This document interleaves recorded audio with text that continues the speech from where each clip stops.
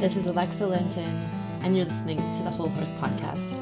I'm coming to you from the Cowichan Valley on beautiful Vancouver Island in Canada, and I'm excited to be bringing amazing instructors from around the world to share their knowledge about all the ways that we can keep ourselves and our horses well and happy, and about some of the cutting edge techniques, training, and different aspects that are coming into the horse industry and changing it from within.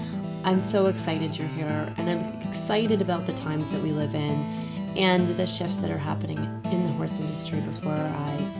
Let's get started.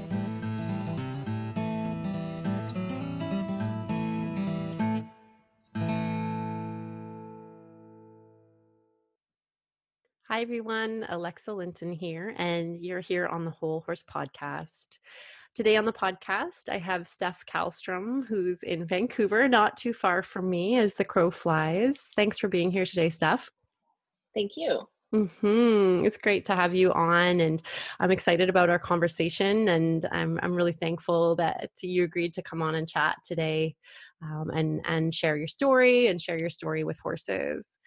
Yeah, so I'd love to start just if you can share just a little bit. I know you're a horse lover for life, and you've got two wonderful horses. You share just a little of your life with horses and what they've kind of given to you in your world. Sure. I'm more of an animal person than a people person, to be quite honest. It's I've been like that my entire life since I was a kid. It's been all about animals. And when I was young, I was at those community days where they have those pony rides, and that's the first thing I always wanted to do. And I always wanted a dog as a kid, and my mom was not an animal person at all. So we didn't have any pets for a long time. And then I was invited to a birthday party when I was 8 at a pony barn, and there was no turning back. That was it. There was no way at all. And so then I went to have lessons after that. And I continued to and then I did the entire series of summer camps. And then I leased my first horse, who I thought obviously at the time was humongous, but he was, I think, 15 too. And he was an Appy, and I believe he was about 19 or 20. Wow. And that eventually sort of turned into horse ownership when I got my first pony, and that was after a long battle of we're never going to own horses. And then it turned into owning 2 horses when I got my first show horse. And at one time I owned 4 horses. Wow. And spent a really long time at 3 horses. And now, after having my first pony for 18 years and losing him in 2018, now I have 2 geldings.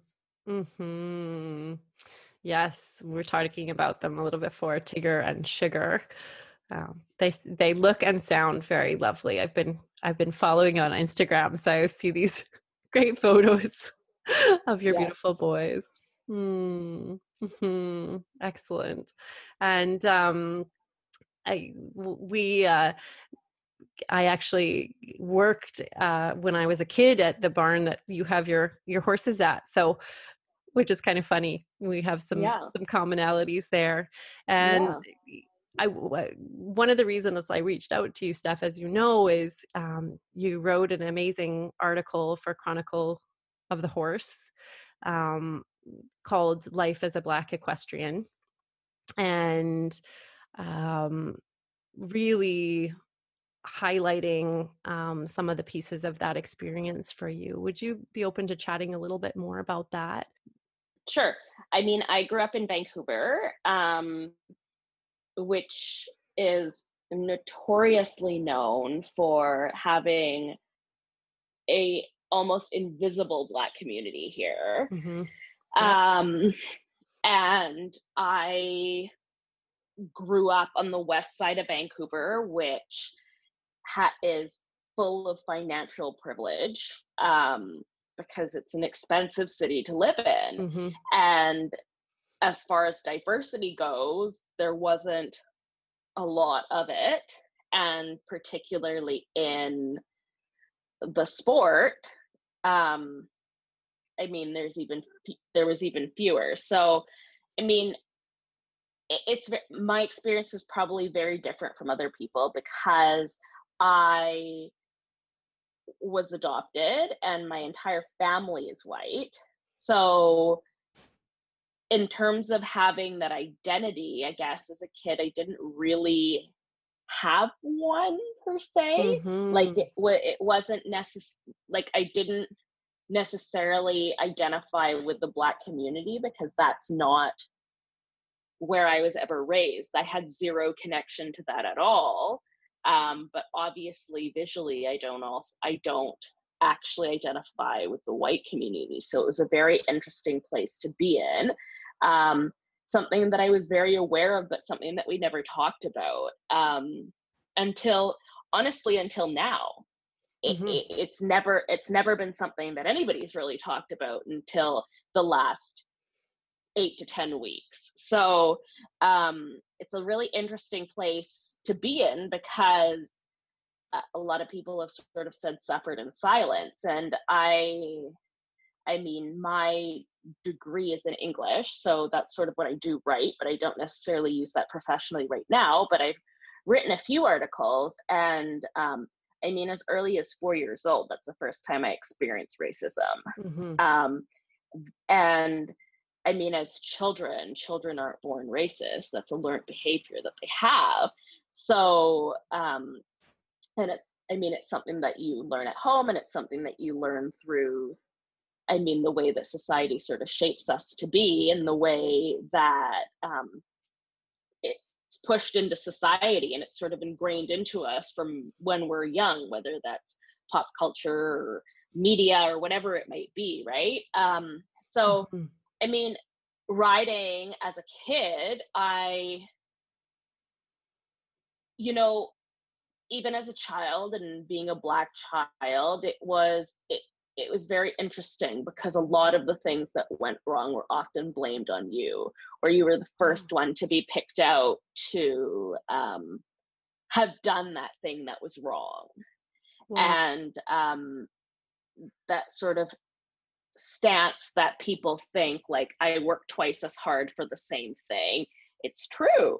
Yeah. You do work twice as hard, because you don't want to fail. You don't want to seem like you need help or you need extra help or that you're going to fail because you want to be perfect. And that has sort of been something that's so ingrained in me, even as a teenager and an adult, showing in particular is that I would not go in the ring unless I knew it was going to be perfect, unless I was perfect, unless my horse was perfect. And it could be something so simple as my horse is pulling so slightly on my hands, Mm. and that could mess up my perfect hunter distance. So I'm not showing today. Wow. And it takes, like, as a teenager, of course, that's, I mean, now what I do is mental health and trauma, and um, you don't realize that as a teenager. You don't realize how deep that is as a teenager and why those things are happening. You just think, oh, well, I'm nervous because I'm a perfectionist. And it's far beyond being a perfectionist. I mean, you're looking at, well, why are you a perfectionist? Why does that have to be Mm-hmm. perfect? And in every person who has those personality traits, there usually is a cause on why you require everything to be perfectly lined up. And that is very much still a part of my riding is I need perfection. I need perfection in the ring. Mm-hmm. Mm-hmm. Wow. Yes. Um, I often, and yeah, the last 10 weeks have been huge in terms of, like you say, this conversation that was just not happening is coming to the surface. How is that feeling for this to be, or at least becoming, more of a regular conversation for you? It's interesting because there's so two sides of this. Obviously, this time is an incredibly emotional time for all people of color. And it's charged, Yep. and it's traumatic in so many ways. But I mean, half of it is me saying, oh, people are actually listening to me now. I'll talk as much as you'll hear me. And then part of it is like, well, I'm kind of a commodity now. Everybody wants to hear what I say. And then I think the other way, well, I actually know more than just diversity and racism. And then the other part is I want to break. Like, it was so much easier. And the sad part is that when things get charged and people get upset and people get uncomfortable and people get angry, they become reactive. And then in that setting, I'm like, well, it was just easier if I was quiet and didn't talk about oppression or inequality and just quietly nodded when people were being passively racist and smiled and then forgot about it and moved on, because that's how the world is. And I mean, when you sort of debunk that, it's not easier. It was only easier because that was normalized when it's really not normal. Yeah. So, I mean, it's a really strange dynamic to be in. And it's a really strange dynamic for me because race and racism and color was something that we never talked about. And it was something that I spent my whole life trying to really assimilate into whitewashing myself, because that you're not treated equally. And I mean, like, even something as applying for jobs, I mean, my last name, nobody would ever think that I would be the person walking into the interview for my last name. I mean, it's Swedish. It's very Swedish. So, I mean, things like that, I would say, quote unquote, have worked in my favor, but I've never felt, I guess, safe to embrace my heritage or my Blackness. Yeah. And I was going to ask about that sense of the process that you must be in right now of embracing that. Where do I come from? What is that culture for me? Coming from a very different, like you say, a very different world than that. Part of that is that, I mean, also being adopted, I don't know my birth parents. I don't know first names of my birth parents. Like, I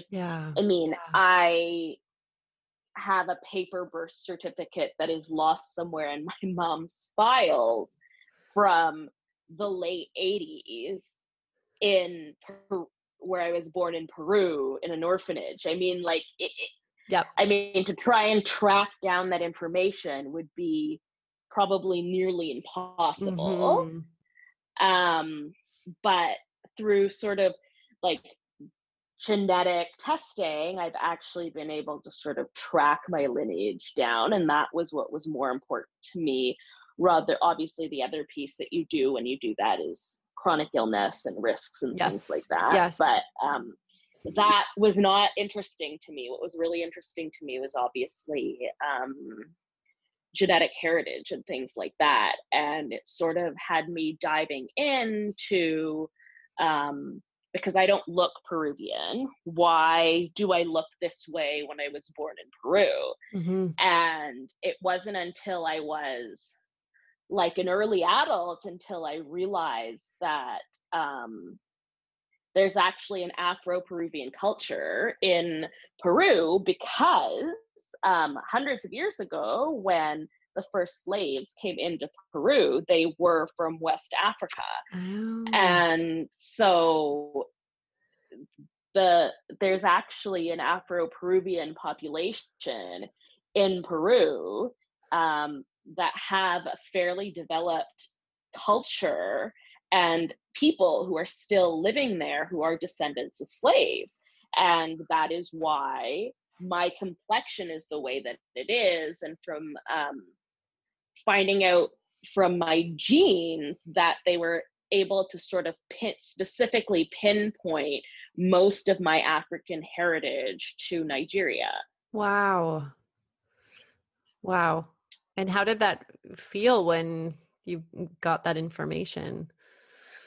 It was quite interesting for me. It was really, really interesting because I don't think I ever felt really Peruvian, because I don't look Peruvian. Mm-hmm. Like, that is not something that anybody would come up to you and be like, oh, you look Peruvian, because I don't. To actually have that information, and it even sort of pinpointed into like long ago into tribes in certain areas in Africa that I was able to look into. And it was really, really fascinating, because you then start to see like the genetic features, because Africans, of course, have really, really specific developed genetic features among regions. And so it was really, really fascinating to me to sort of see those pieces in myself. Mm-hmm. Yeah, I can imagine. Wow. Wow. Amazing. And I know for myself as well,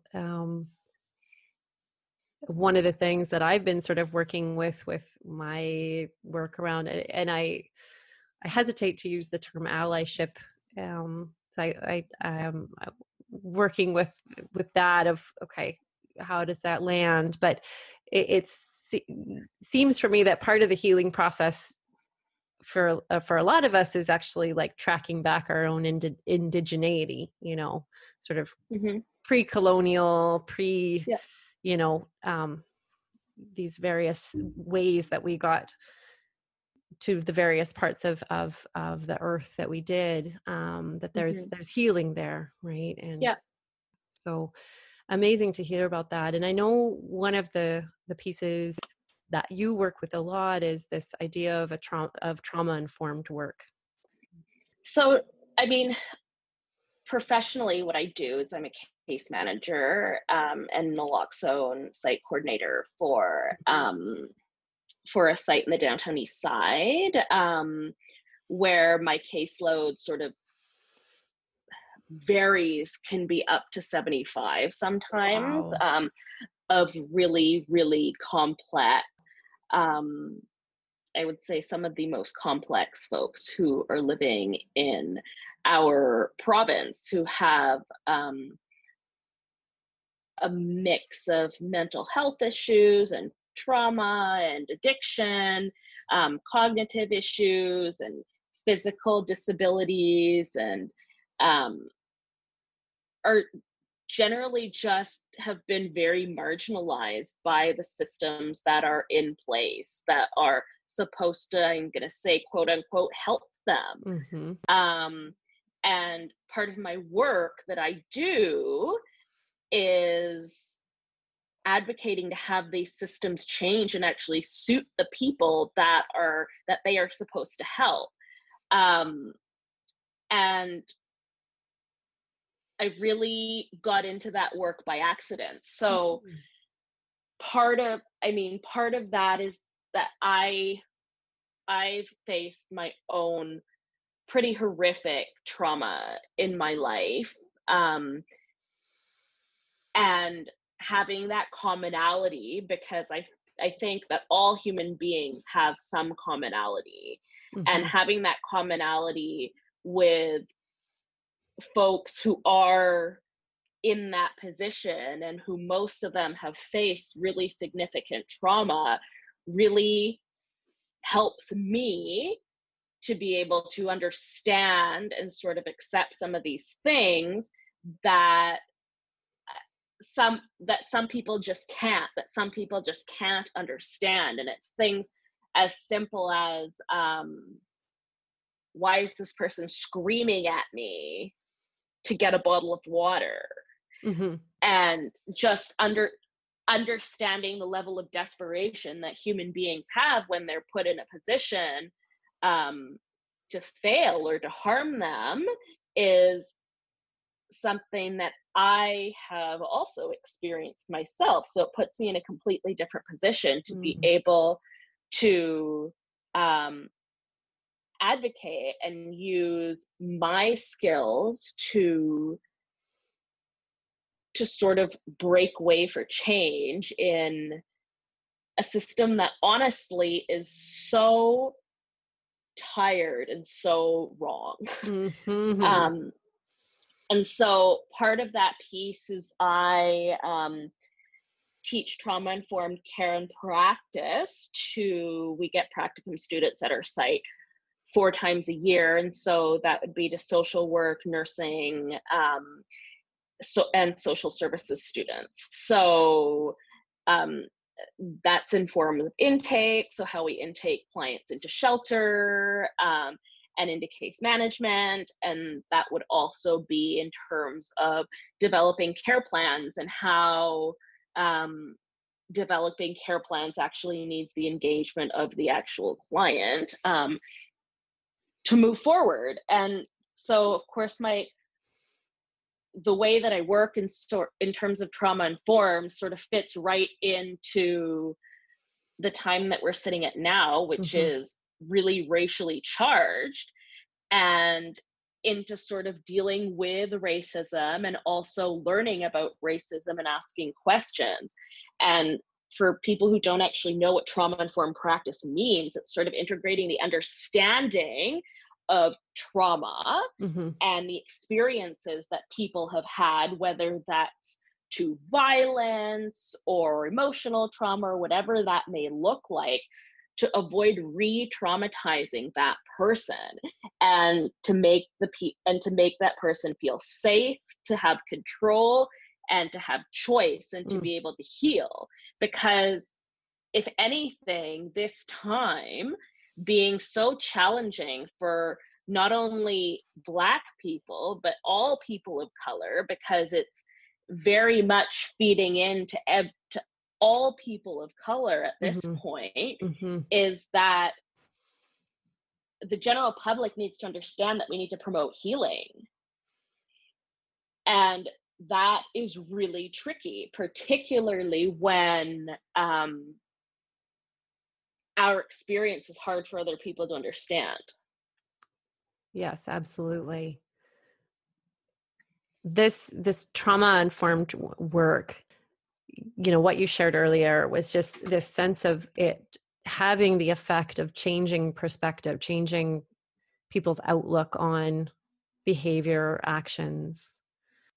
So I think, honestly, changing even an organization to be trauma-informed is not easy, not even a little bit easy. And for an organization to change, to have their entire organization work from a trauma-informed perspective, if you have one person who's not going to get on board, quite frankly, you cannot have that person on board. And that is really how black and white, for a lack of better words, that this process is, because you're either on board or you're not. There is no in between with trauma-informed practice and care. There just isn't. And I mean, me in a very grandiose idea would be if the entire world was trauma Mm-hmm. informed, I mean, we would have a completely different outlook on life right now. And I think that everybody on the planet would be in a better position than they are.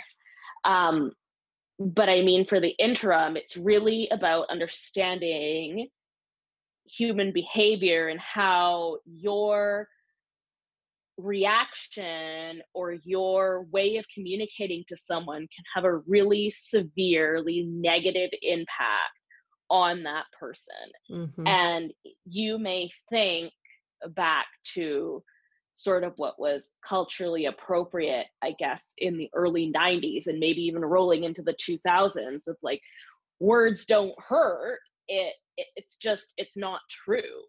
It's really just not true. I mean, emotional abuse is still abuse. Mm-hmm. And a lot of the talk in this subject is about sort of racial gaslighting. Right. And racial gaslighting is a form of abuse. Mm-hmm. And that may not be your intent, but you need to understand that when you are doing that, you are being abusive. You're directly abusing somebody who has already suffered this kind of abuse and trauma their entire life. And now you're directly contributing to that trauma, causing further harm. And when we get to that point, things become so heated that then we get into tone policing and things like that. And tone policing is probably one of the most simple examples that I can give to trauma-informed practice, and is the example that I use first and foremost to every practicum student that I have. And I use the example, let's say John comes in and he's angry because he missed tea time or something like that. And he's screaming at the top of his lungs because you're an idiot, because it's all your fault that he missed tea time. Most people's reaction would be, John, calm down, don't yell. And then I say, why would you say that? Well, because he's yelling. But who is he harming by yelling? And most people can't actually ask that question because the answer is nobody. He's not harming anybody yelling. There's zero risk. There's more risk if you actually police his behavior, because then you escalate somebody. And then you get into this dynamic where when you're escalating somebody, then the person's going to escalate more and it's going to be a circle. And then your trust with that person is broken. Yeah. And when your trust with that person is broken, then you're no longer safe to that person.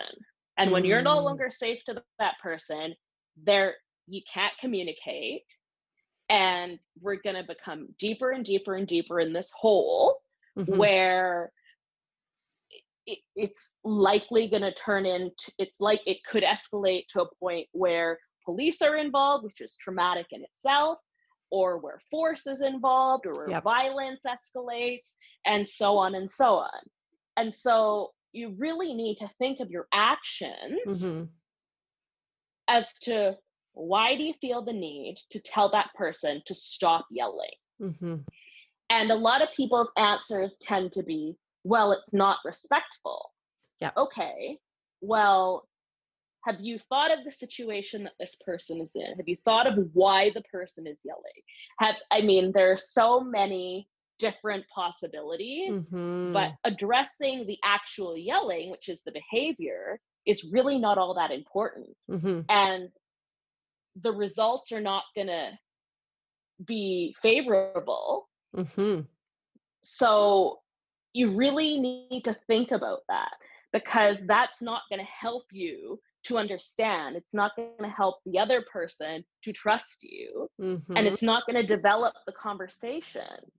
Yep. And I have sat in offices with people screaming at me at the top of their lungs and telling me what a horrific human being I've been, using every single word that you can possibly think of.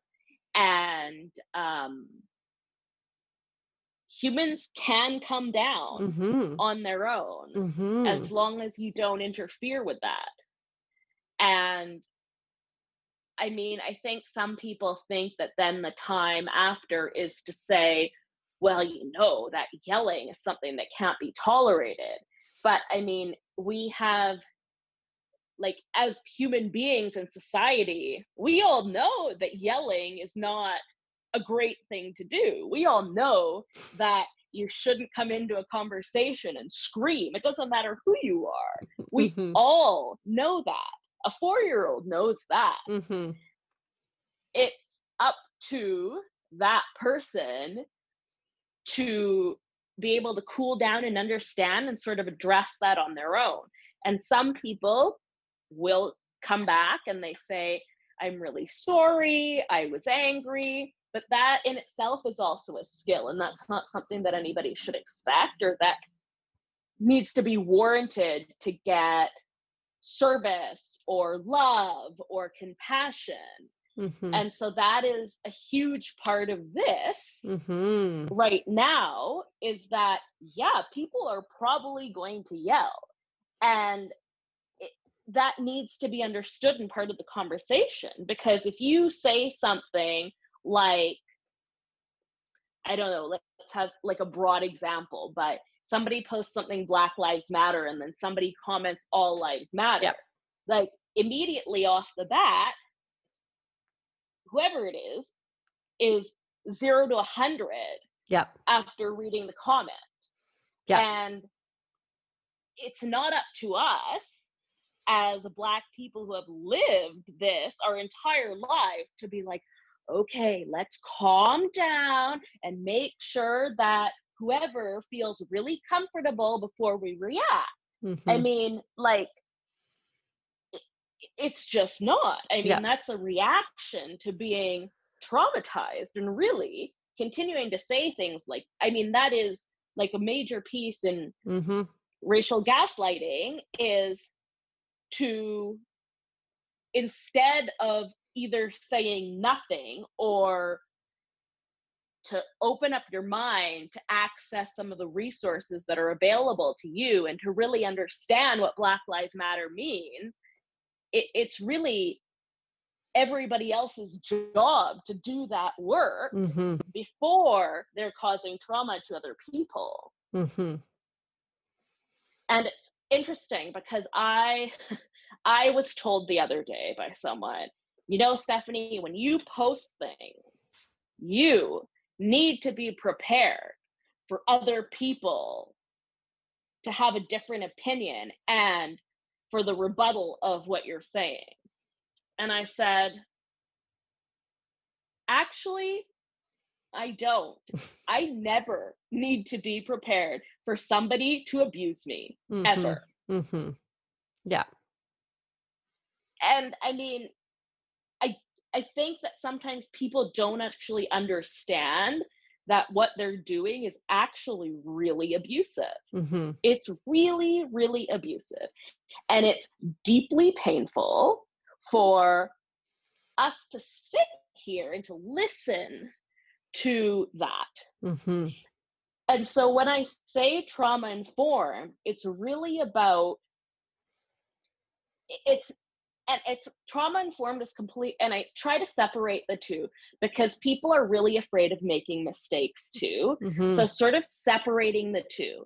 So it's very different. If you make a mistake, but you're still working from a trauma informed perspective, the person will say, hey, like might be like, oh my God, I can't believe you said that. Why would you say that? And become quite escalated.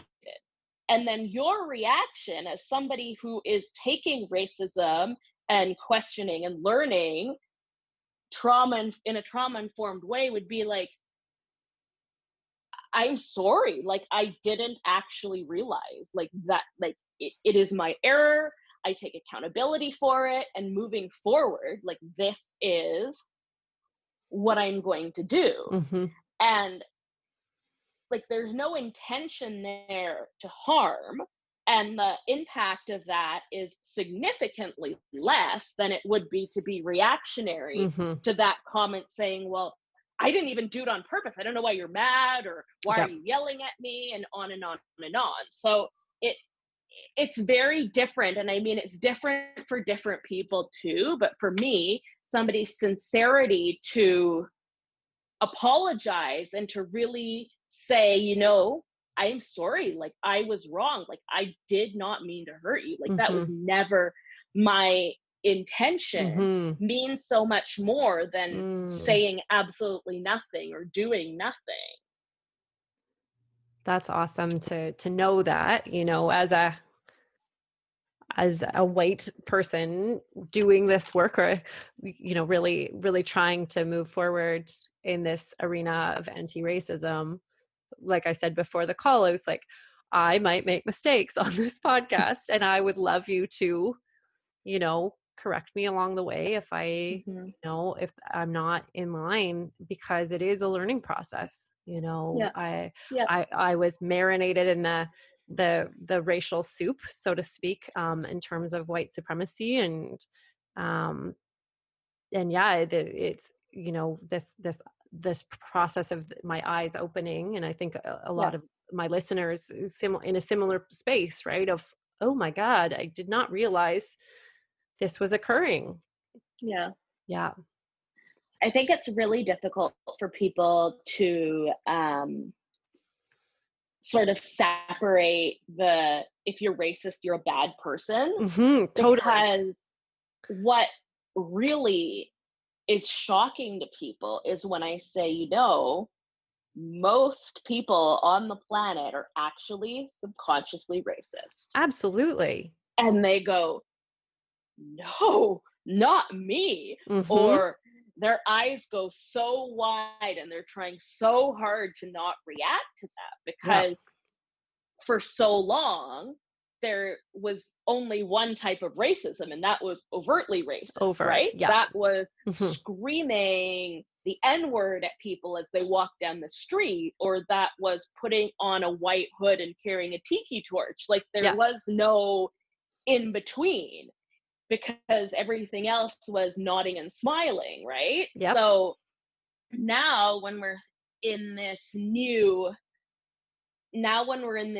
concept of actually addressing all types of racism, whether that's passive or subconscious and systemic, it's a really different ball game for people. And they're still associating themselves as racist, as being racist means you're a bad person, Mm-hmm. which isn't necessarily true. If you're purposely racist, yeah, I would say that you're a pretty bad person if you're doing those things that are overtly racist. Yeah, I mean, 100%.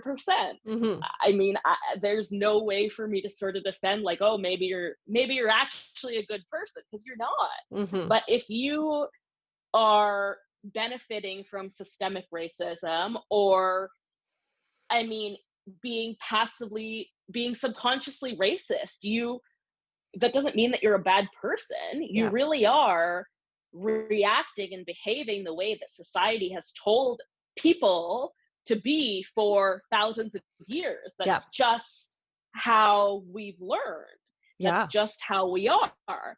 And so when people then say, like, you're actually being racist, then it's like a dog or a cat with its hackles up, because the association with that word means bad person, when really, yes, you are being racist, but this is how we sort of work through to address and help move forward. Mm-hmm. And we need to not have such a big reaction. Yes.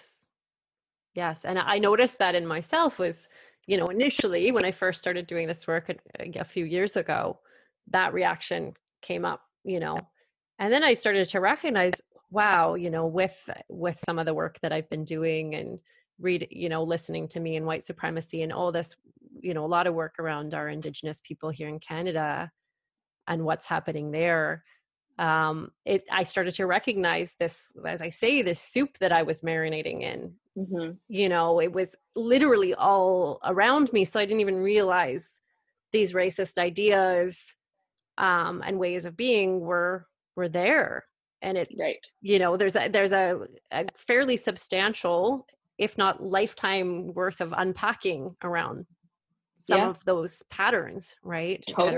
totally. And I mean, it's not to say like when you get called out or even told that it's not that, of course it's an uncomfortable experience. Yeah. Totally, it's an uncomfortable experience. But what people really need to understand is that it's actually not about you. Mm-hmm.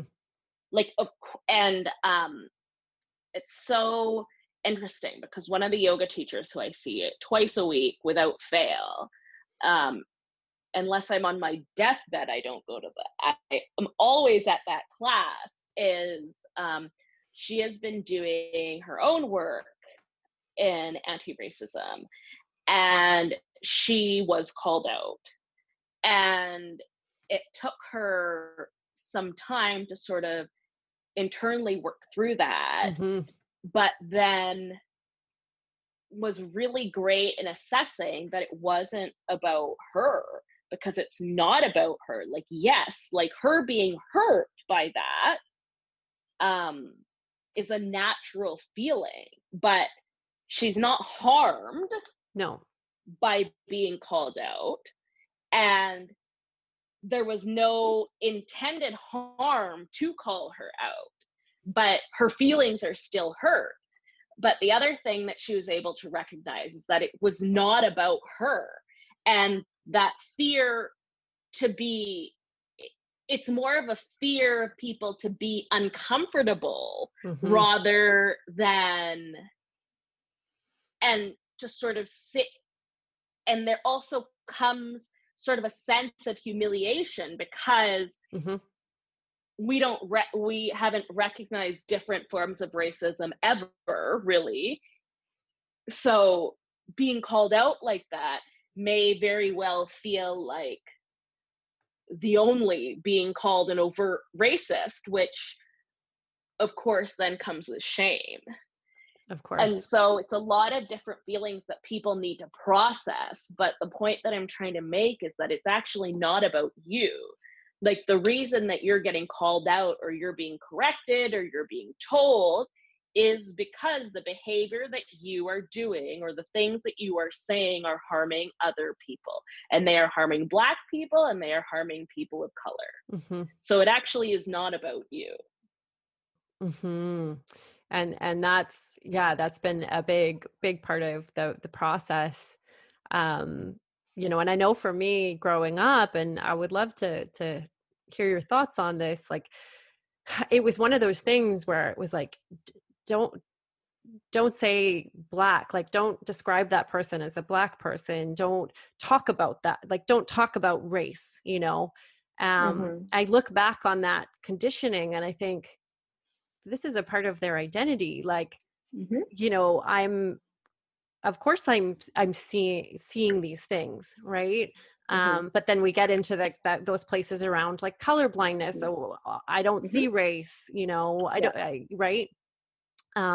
Which I'm imagining is another form of gaslighting as well. Totally. Mm-hmm. Totally. It's another form of gaslighting. It's also another form of like ignoring our experience and sort of, and I would say almost whitewashing our identity, because my identity and the way that I look to the world is that I'm a Black woman. And by saying that you don't see color is really telling me that you just don't see me. And if you don't see me, what significance do I have to contribute to this world is really what you're saying, even though that's not your intent. And so, I mean, it's very, very complex. And it's so interesting that people find the word Black as, some people find it as sort of like a derogatory term or something that they shouldn't say, or like, oh, well, it's politically correct to say African Canadian. And the thing is that not all Black people are African. They're not. I mean, they're Jamaican, they're from the Caribbean. I mean, they're not all African. So really calling somebody African Canadian is really, you could be misidentifying them, right? So for me as a personal preference, like the word black is really just it's a color and it's how I identify.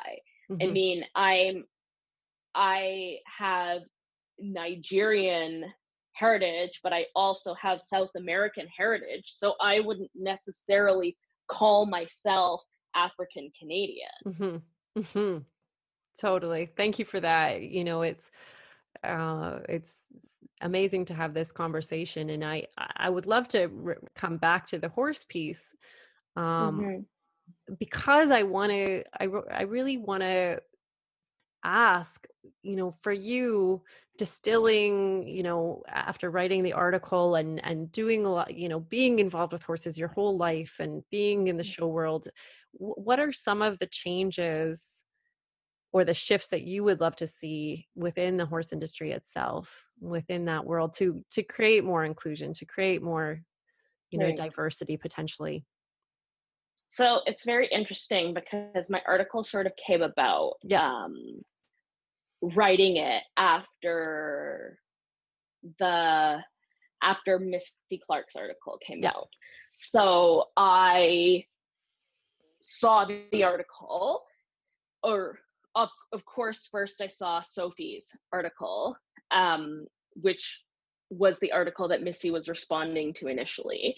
And I thought, oh my God, look, this 17-year-old girl who is one of the most privileged in our sport, who has 6 horses that are all worth well into the mid 6 figures, who shows in Ocala all winter, is saying all these things that are so right.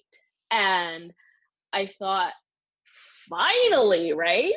And then we get the article from Missy, which was a reaction to Sophie's article that really gave you some promise. And then reading Missy's article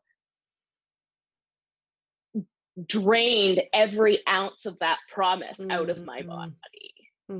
And it was so painful for me to read. I didn't read the whole thing because I was in tears. And for most people who have done the hunter jumper circuit know who Missy is, right? And I mean, like, Missy is an extremely accomplished trainer and rider and well respected in the industry. And I think the fact that it came from her made it sting a little more. And I sat with it for a few days, and I see my counselor regularly for childhood trauma. And my next session, it was the only thing that I wanted to talk about. And I explained to her how painful it was. And she said, well, have you reached out to her? And I said, of course not. I couldn't reach out to her. And she said, well, why? Like, why can't you and I thought in my head, well, you're not an equestrian, you don't know what you're talking about. Of course, like, you can't reach out to her. And I sort of sat with it for a while. And I thought, you know what?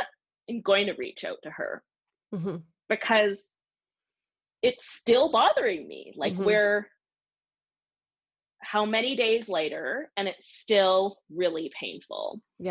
And I had chewed out the Chronicle of the Horse for publishing that article, explaining to them that they cause trauma. Because by publishing the article, they participated in causing trauma to the BIPOC equestrian community. And so within that conversation, they had asked me to write an article, which I had agreed to do. And while I was doing that, I reached out to Missy. And I don't know if I don't think that I was angry at her looking back. Like, it was more of a reaction of hurt. And so I really wanted to communicate with her that she had hurt me. And so I wrote her this long letter, and I said, you know, the article that you wrote was racist. And I said, and you don't know me. I don't even live in the same country as you. I'm some random hunter rider on the West Coast in Vancouver. But the words that you said broke my heart. And I said, I don't expect you to respond. I don't expect an apology. I don't really expect anything, but I need, for myself, I need you to know that you hurt me and that you caused me harm. And I left it at that. I without putting all the details, but I left it at that. And about 24 hours later, I got a long response. And I thought, oh, that's interesting. And it started with, I'm sorry. Like, I really am sorry. It was never my intent to hurt anybody. It was never, like, I never wanted to cause harm. Like, I was reactive, and I think I had also suggested for her to read the book that you're reading right now. And she said that she would, and that she was going to do the work, and she wants this community to be diverse. And when I read that, I then told her, I was like, now you've made me cry twice in the last week, because I didn't expect that. And I didn't. I really did not expect that, because it's a heated, it's a tense conversation. It's a conversation that nobody wants to have with anybody. And I'm still calling her out. Don't mistake that. Like, I'm still calling her out, but it was such a reception that I was not ready for, that I don't know, it was so emotional for me. And I mean, the long story short with that is that since then, it sort of lit a fire under her to make change, which she has in a really incredible way. And she reached out to Erin Brown at the Philadelphia Urban Riding Academy and has partnered with her and North Run, and they've created an organization called Concrete to Show Jumping, which they have partnered together. Oh my gosh, gives me goosebumps. Yeah, and so I knew about this, of course, before they made it public, because on a side note from that, Missy and I actually became friends. If anybody can believe that, but we did. And part of that was because she had said to me, she said that she wanted to prove that she is going to change. And I said, sure, prove it. Like, I'll be here to listen. And we have so much in common, just as many people in the horse world have so much in common, but our commonalities really are the love for the animal and the love for the sport. And then on top of that, like Missy and I both have dogs and love our dogs. And it's just, but it was sort of like a very unexpected friendship to happen in a really interesting way. And what I can say is that I just wish, which would be very foolish of me to think that everybody's reaction would be like that, but I wish that everyone could respond in such a way to the kind of pain that they may have inflicted on somebody, because that was not intentional. There was no intent there. Yeah. I can feel like that the healing in that process too, you know. Absolutely. Right? Absolutely. Yeah. Like, I mean, of course, if it wasn't for coronavirus, we would both be in Philadelphia visiting this project. But I mean, that is still the plan, to be down there at the same time once travel is safe. Amazing. Which I think will be amazing. But it is, I mean, like it's a friendship. Like, I mean, I know what she's doing with her time. Like, we know about each other's dogs, and I mean, we chat on the phone about things, and it's like it's a friendship. It's beyond sort of that platonic, like, how's the weather in Vancouver today? Totally. Right? Totally. Yeah. That's incredible. Thank you so much for sharing that. And it brings tears to my eyes, because I can sense the repair that happens in a scenario like that. And I too wish for the same thing, that, you know, all humans can sort of respond in that way of being accountable and acknowledging that we don't know everything, you know. We're in a learning process. So, and that is such a difficult trait for all human beings. It's so hard. It takes so much humility and but it's totally possible, and I think could create a very different world, like you say. So thank you. And we're getting to the end of our time, which is crazy. It's going so fast, and I would just love for you to share some of your favorite resources. You know, if someone is, and I hope many of my listeners are going, hey, there's learning here for me. Right. What are some of the resources that are your go-to for learning about anti-racism work? And so for sure, I would say that the book that you're reading or listening to, like one of the number ones that I recommend to everyone. Yes.